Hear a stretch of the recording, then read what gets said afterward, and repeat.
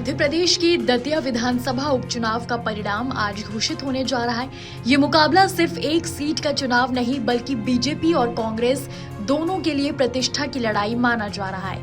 इस नतीजे से जहां दोनों दलों की चुनावी रणनीति की परीक्षा होगी, वहीं पूर्व गृह मंत्री डॉक्टर नरोत्तम मिश्रा की राजनीतिक पकड़ और भविष्य की भूमिका को लेकर भी बड़ा संदेश जाएगा।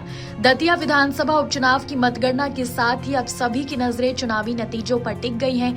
बीजेपी और कांग्रेस के बीच हुए इस मुकाबले में कई राजनीतिक समीकरण दांव पर हैं। बीजेपी ने इस बार लंबे समय तक दतिया का प्रतिनिधित्व करने वाले पूर्व गृह मंत्री डॉक्टर नरोत्तम मिश्रा की जगह आशुतोष तिवारी को मैदान में उतारा।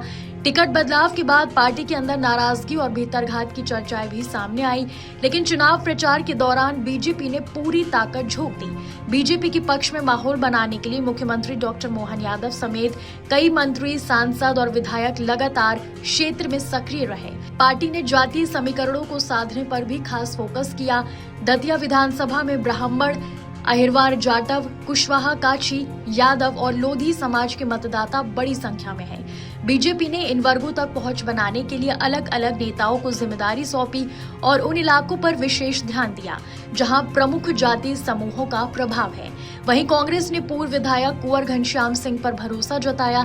राज परिवार से जुड़े होने और क्षेत्र में अपनी पकड़ के चलते कांग्रेस को उनसे उम्मीदें हैं। हालांकि मतदान के बाद कांग्रेस में अंदरूनी विवाद भी सामने आया। कांग्रेस प्रत्याशी घनश्याम सिंह ने पूर्व विधायक राजेंद्र भारती पर पार्टी विरोधी गतिविधियों के आरोप लगाए, जिसके बाद कांग्रेस ने राजेंद्र भारती को निलंबित कर दिया। इस चुनाव में आजाद समाज पार्टी के प्रत्याशी दामोदर यादव ने भी अपनी मौजूदगी दर्ज कराई। उन्होंने किसान, सड़क, बिजली और भ्रष्टाचार जैसे स्थानीय मुद्दों को चुनावी मुद्दा बनाया।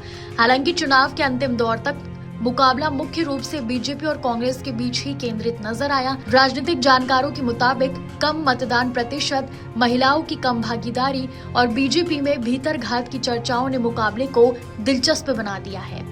दतिया लंबे समय तक डॉक्टर नरोत्तम मिश्रा का मजबूत राजनीतिक गढ़ रहा है। टिकट कटने के बाद भी उन्होंने बीजेपी प्रत्याशी के समर्थन में प्रचार किया।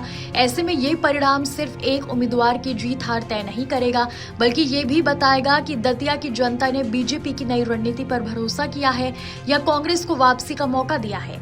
दतिया विधानसभा उपचुनाव का फैसला अब कुछ ही घंटों में सामने होगा।